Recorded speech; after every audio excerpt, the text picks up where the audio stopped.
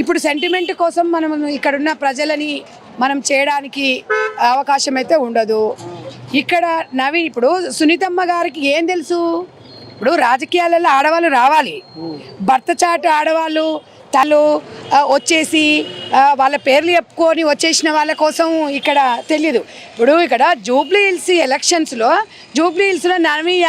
నవీన్ యాదవ్ తమ్మునికి గల్లీ గల్లీ ఇల్లు ఇల్లు గడప గడప ఎన్ని ఓట్లు ఉన్నాయి, ఏముంది, ఇక్కడ సమస్య ఏంది అనేది పూర్తి అవగాహన ఉంది.